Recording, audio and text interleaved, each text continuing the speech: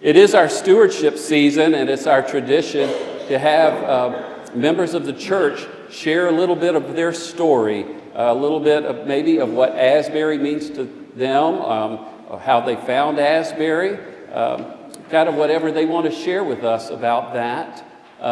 We've asked one of our fairly newer members, Austin Wright, and I'm not going to tell you too much about Austin because he may want to do that himself. I don't want to kind of spoil what he may be saying. I do want to mention, though, that we have recently asked Austin to kind of head up a new ministry here for young adults.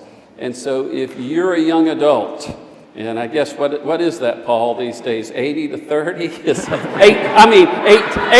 to 30. It's getting, for me, it's 80.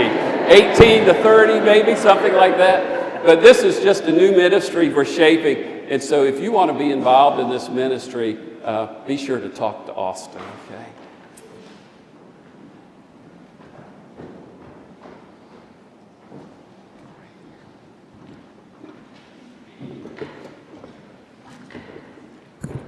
Good morning. I feel honored and privileged to be able to tell this faith community how they've blessed and inspired me beyond measure and what this special place on Henry and Waters means to me. This sanctuary holds a large portion of my heart, and I have so many positive and wonderful things to say. So this is truly a time of thanksgiving and joy for me. Kathy Hodges said I could go for 30 minutes, but I will shorten this down, I promise. To understand why Asbury is so special, and like any other story, I have to start from my beginning. I was raised in rural North Carolina, where the nearest stop sign was 15 minutes away, and my one red light town shut down by 6 p.m. Neighbors were considered close if they were a mile away. As a fifth-generation Pentecostal, my family had always been involved in the church, and the same one at that. And there were no snakes under our pews. So as I grew up, I was taught the doctrine, the theology, the principles, and the rules of Pentecost. No shorts, no public pools, no alcohol, no tattoos, the list goes on and on. This list, though, included the requirement of tithing.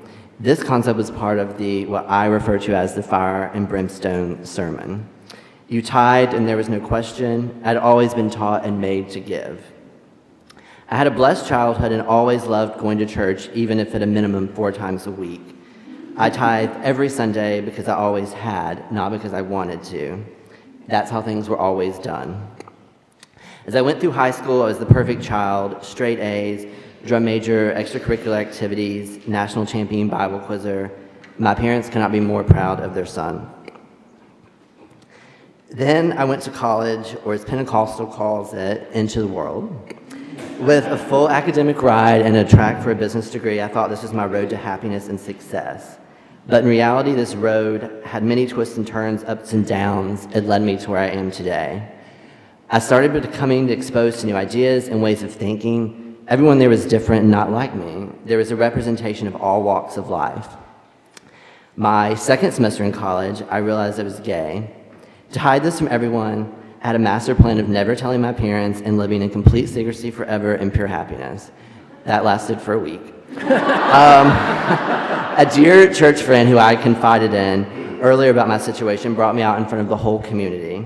This dramatic event on a Friday night forced me to tell my parents over the phone and the rest of the community to hear it through the grapevine. I was now the disappointment of my family. My parents found out this perfect son was not exactly who they thought he was. This event changed my trust in people, the church, and friends that I had known all of my life. I was mad, sad, and couldn't bring myself to see how this was a part of Christianity or the Pentecost that I had been brought to believe. Something to remember is that as a child, I never struggled with who I was or felt tugged a different way. In my environment, I was happy, I was fulfilled. I never had the feeling of doubt or fear. I love my community, so this absolutely rocked my entire world. The weeks after were some of the hardest of my life. Friends I had known for 18 years refused to speak or even look at me. The family that sat in the pew in front of us would not even interact with me and would hustle little children away when I came to service. I was held down by grown men in order to cast the evil spirits out of me and told by community members how I could do this to my parents and my family. I was asked to resign my positions in the adult and youth choir, the music, the Bible quizzing, and as a soloist. So this was my whole world, and it was suddenly taken away. This is the time where I saw the underbelly of religion and how harsh it could be. So I ran as far away as I could from religion after that. I withdrew and kept to myself as I didn't want this type of hurt again. Eventually, I stopped going to church, I stopped giving, I stopped tithing, I stopped reading the Bible, I just stopped. Fast forward 4 years, and I moved to Savannah to attend SCAD for my master's degree. It was somewhere for me to run and be away from all the hurt and the pain that I experienced at home.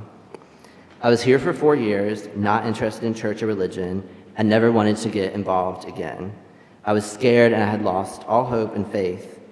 Then a hunger started within me. I missed my Sunday morning time slot of worship, but I subdued it with the memories of the pain and the hurt that I had experienced.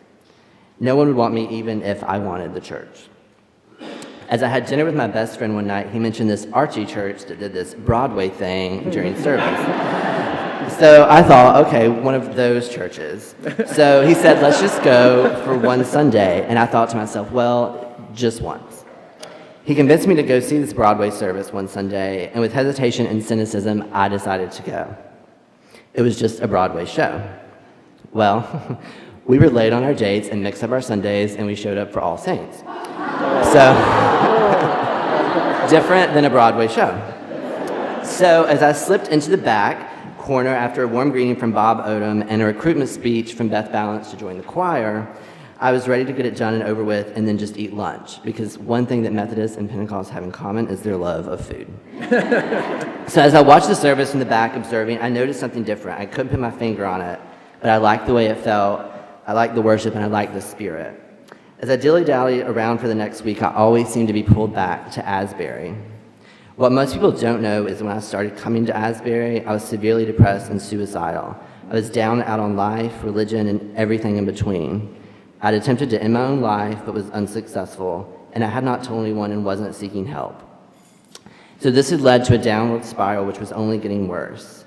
As I came back to Asbury more frequently, I found a place of acceptance and a place of love. I started to smile again and be myself, and even though it was a slow and long process, I began to heal. I suddenly realized what a loving place this was, practicing what they preached, but still this is a very new thing for me, and I wondered if I belonged here, and if they truly accepted me, because I had thought this was my previous church, which had turned out to be false. The aha moment for me was right here at this altar at communion. As I took communion one Sunday, I knelt at this altar to pray, and I felt a hand of a church member reach out to me and grab my hand, and briefly prayed with me as we all took communion. That experience forever changed my heart and my mind. It restored my faith and my belief in the church. You never truly know how you can be a blessing. This is when I knew I was home and Asbury was it. I was loved, and this is where I was wanted and should be. To say that Asbury saved my life is an understatement, but it is so deeply true. I don't know where I would be without Asbury in my life, and it scares to think of what my days would be without having Asbury as a part of it. I think that each one of us considers Asbury a blessing in my life. Numerous families and individuals have stood on this altar every year and told their story of what Asbury means to them, and it always circles around to a blessing. Something I have learned in my life and in this church is we are blessed to be a blessing. The blessings of this church and God do not stop with just the members of this church, and they extend in the community and reach further than most of us even realize. I admit that the Methodist faith is new to me. I didn't even know what a letter was when I first started attending here. I thought you got like a varsity letter and you could put it on a jacket. But I've learned since then. But something that I do know is that Asbury breaks the mold, yet still holds fast to the Methodist Church, practicing what we preach. What a shame it would be if Asbury stopped at the doors of this church and didn't go beyond into the community. As a tither for 18 years, I'd stopped after religion hurt me. I wondered, why would I give to a place that didn't accept me? The answer was I'd always done it without questions and without reason. When I started to learn about Asbury and joined as a member, I had learned why to give, why to tithe, why I did everything in church. I'd always done what I was told, but never learned why. As someone who feels that this church saved and changed my life, it's critical to give back in many ways so that the mission of this church lives and that the love of God can reach everyone. I tithe because of the commandment given by God in the Bible. I give my talents and time so that I can be a blessing to others. When you find such joy in a church like Asbury, you want others to experience the same feelings and merriment you have about this special place. I give weekly in offerings because I'm blessed, and I want this church to be a blessing to others. As much as I am blessed, I give a portion back to bless others. So as we write our pledge cards this morning, I ask you to pause and think, how has Asbury blessed you? Consider what Asbury means to others and the community. We are all part of a family. Each and every one sitting here today, we're connected through a common thread. We are blessed and we are Asbury, and I'm so glad I'm in that number. Thank you.